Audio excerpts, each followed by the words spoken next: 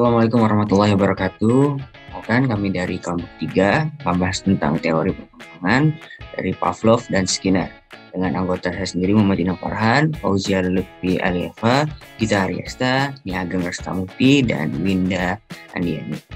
Ivan Petrovich Pavlov adalah seorang behavioristik terkenal dengan teori pengkondisian asosiatif stimulus respons. Proses yang ditemukan Pavlov melalui percobaannya terhadap anjing disebut classic conditioning atau pengkondisian klasik, di mana suatu stimulus yang awalnya tidak memunculkan respon tertentu akan dapat muncul respon yang diinginkan dengan cara prosedur pelatihan yang dilakukan secara berulang. Pavlov melakukan eksperimen yang dibagi menjadi sebelum, selama, dan setelah pengkondisian yang sudah dijelaskan pada mata kuliah psikologi dasar sebelumnya. Extinction atau penghapusan akan terjadi jika stimulus berupa bunyi bel diberikan secara terus-menerus tanpa diberikan sebuah makanan. Kemampuan stimulus bersyarat, bunyi bel untuk menimbulkan respon air liur anjing akan hilang. Kesimpulan yang didapat dari eksperimen yang dilakukan Pavlov menghasilkan hukum-hukum belajar. Di antaranya, law of respondent conditioning yaitu pembiasaan yang dituntut atau dengan simultan penguat, law of respondent extinction yaitu permusnahan yang dituntut atau penghapusan. Dapat disimpulkan menurut teori conditioning dalam belajar adalah suatu proses perubahan yang terjadi karena adanya reaksi yang ditimbulkan dari syarat-syarat tertentu.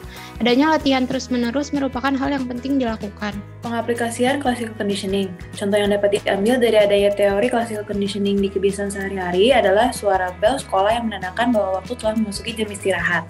Kebiasaan bel yang berbunyi ketika waktu istirahat tiba dan diulang secara terus-menerus adalah sebuah stimulus. Bel menghasilkan respon senang karena siswa diperbolehkan untuk makan. Dapat disimpulkan bahwa hasil yang diinginkan dapat dicapai dengan pengulangan dan latihan. Contoh lain dari pengaplikasian classical conditioning ini adalah perbedaan bunyi pedagang makanan seperti bakso, mie ayam, dan juga putu, dan juga pedagang makanan yang lain. Selanjutnya, operant conditioning menurut B.F. Skinner.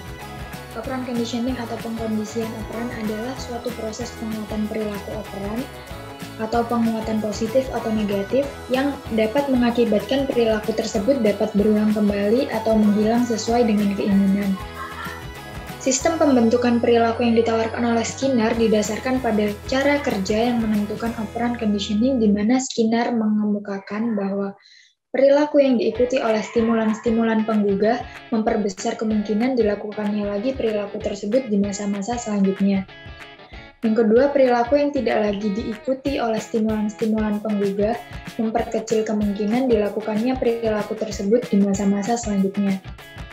Skinner juga berpendapat bahwa tingkah laku abnormal individu akan berkembang dengan prinsip yang sama dengan tingkah laku normal individu, yang dapat dilakukan dengan cara sederhana, yakni dengan memanipulasi reinforcement kegiatan atau lingkungan individu tersebut. Maka dapat disebutkan bahwa contoh yang dapat diambil dari adanya teori operant conditioning dalam kebiasaan sehari-hari adalah yang pertama, ada dalam terapi aversi, yaitu satu teknik modifikasi perilaku dengan cara menghubungkan kebiasaan atau perilaku yang hendak dimodifikasi, baik itu dikurangi atau dihentikan, dengan satu sensasi atau perasaan tidak menyenangkan baik di aspek mental, emosi, atau fisik, yang sebaiknya dilakukan dengan bijaksana dan cermat karena bila dilakukan tanpa perhitungan yang matang, justru akan sangat merugikan individu yang melakukan terapi. Seperti ketika seorang remaja yang sedang berkelahi lalu di hadapannya ditunjukkan foto temannya kesakitan, pada saat yang sama, remaja tersebut diberi kejut listrik. Kejut listrik ini diharapkan terjadi proses pengembalian reinforcement positif atau senang menyakiti teman menjadi reinforcement negatif, yaitu tidak tega dan adanya perasaan iba pada temannya karena ia ikut merasakan sakitnya terkena kejut listrik. Next. Yang kedua ada reward atau punishment, yang masing-masing terbagi menjadi dua prinsip umum. Yang pertama, reinforcement positif. Apabila individu diberikan sesuatu yang disukai dengan harapan akan meningkatkan perilaku sesuai dengan apa yang diharapkan. Contohnya, ada seorang dosen memberikan nilai tambahan bagi mahasiswanya yang dapat menjawab pertanyaan yang telah diberikan. B. Reinforcement negatif, yaitu mengurangi sesuatu yang tidak disukai untuk meningkatkan perilaku sesuai dengan apa yang diharapkan. Contohnya, ada kakak adik yang kerap kali bertengkar namun saat terjadi pertengkaran, kedua orang tua mereka selalu memarahi si kakak. Tidak peduli karena apa pertengkaran tersebut dan siapa yang salah, serta mengurung si kakak di dalam kamar mandi yang dimatikan lampunya. Karena adanya konsekuensi seperti ini, si kakak dan adik tidak lagi bertengkar dengan seiring berjalannya waktu. C. Punishment positif.